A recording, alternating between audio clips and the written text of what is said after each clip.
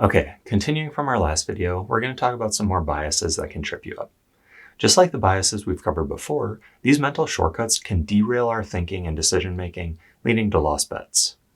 In this video, we'll go over the illusion of control, overconfidence bias, optimism bias, loss aversion, and regret aversion. First up, illusion of control.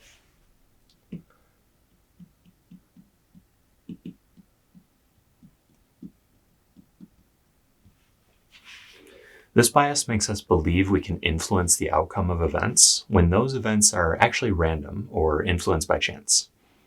We all know the guy who wears his lucky shirt or sits in a specific spot while watching a game.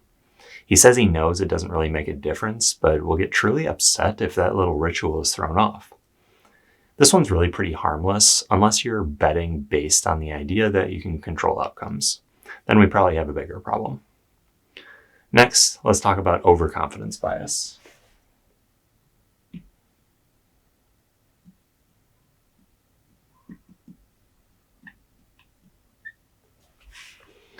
This happens when we're too confident in our skill, which leads us to underestimate the risks.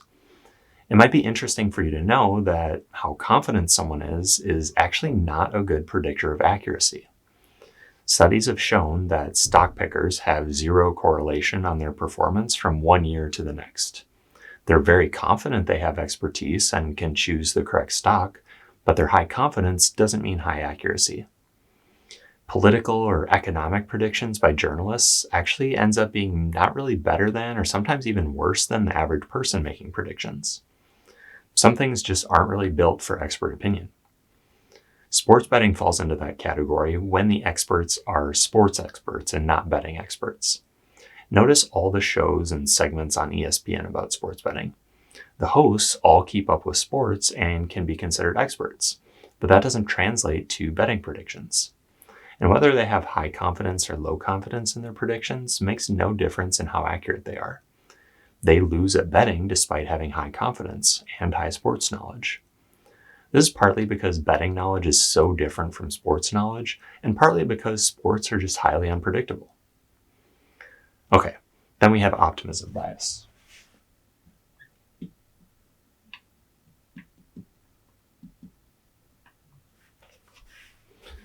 This is our belief that we're less likely to have a negative outcome than other people are. You might think that other people fall for these biases, but that doesn't happen to me. Or I won't be part of the 99% of bettors who lose money. Thinking this way is really dangerous because it limits your growth and, ironically, actually makes you more likely to fail. Our next bias is loss aversion.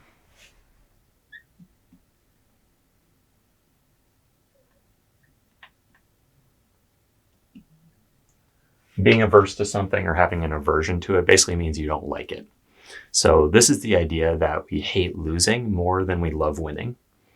Some people are more loss averse than others, and this is a real problem in sports betting. It might not lead to you making bad decisions, but it's certainly going to make it less fun and weigh heavier on you. The way it can influence you is by leading you to make safer bets to avoid losing instead of making potentially more profitable bets just because you're afraid of losing. I would say that if you're experiencing this, you're probably betting too much money. Consider lowering the amount of money you have on the line for any given game. Okay, lastly, we have regret aversion.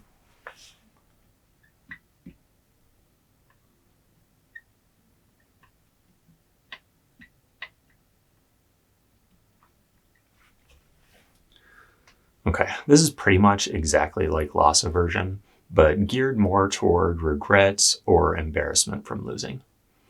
To people that are regret averse, the fear of regret outweighs the good feelings that come from winning. This most often comes into play with heavily favorited teams, because you might regret it more if they lose after you bet a lot of money on them, compared to the regret of not betting on them and they win. And in that case, you would have won a little bit of money.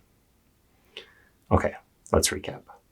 The illusion of control is the belief you have an influence on random events. Overconfidence bias is the incorrect idea that high confidence means high accuracy. Optimism bias is believing that certain things don't apply to you, especially bad things.